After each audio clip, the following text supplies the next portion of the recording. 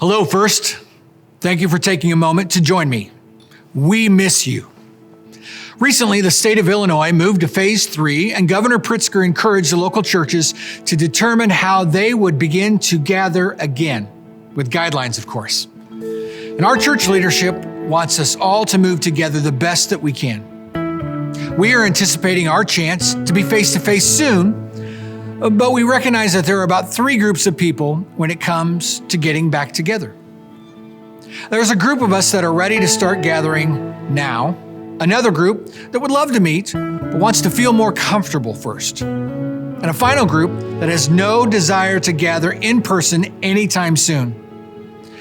We want to be able to serve our community well and safely, and that is why we want to make sure we honor the guidelines given to us by our state and local authorities. As a church, it is our intent to walk the multiple phased plans as laid out by our governor and to work with CUPHD recommended guidelines. Our approach has also been that we do not want to be stopped by fear or pushed by foolishness. Therefore, we need your input because we do not want to make this decision in a vacuum. To that end, we are working together with local pastors and physicians to make the best decisions.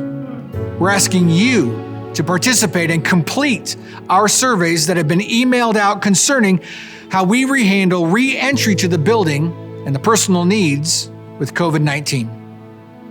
So here's what I know. There is a concentrated emphasis for churches of any size to slowly re-enter gathering in large groups. So what is our plan? We are going to wait to regather in larger groups and re-enter the building for now. In order to re-enter our buildings, there's a litany of steps and processes we need to make sure we have in place. All the advice we are getting is to continue to wait to gather in our buildings. Therefore, we're moving to a strategy to begin regathering in smaller groups in our homes. We realize that we need the face-to-face community and the proximity of relationships. We miss each other. This is why our staff and our ministries are working on how we regather within the smaller guidelines first. We need to follow the current phased guidelines and the health precautions of social distancing, washing our hands frequently, and wearing masks within close proximity to others.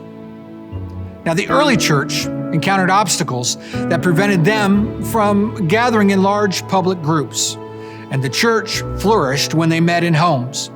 And we know from the book of Acts that they were devoted to prayer, to teaching, to the breaking of bread, and relationships. And this is our opportunity for us to be the church where we live, work, and play. In this season right now, we want to mobilize every home. We want to empower you, yes, you, to be the church where you are. So what if we all started wrestling with who we could invite to gather with in our homes for worship this week? Maybe you're already a part of a small group, or you have some neighbors you want to invite. Either way, our first step to regathering together starts in our homes right now. So look to our website and social media for more guidance on how to best gather in our homes. Begin praying today on how God might move you to step forward and to serve your community in this capacity. Continue to pray for our leadership as we continue to communicate our next plans and strategy. But let's go be the church where we live, work, and play. But especially for this unique moment in time, be the church where you are.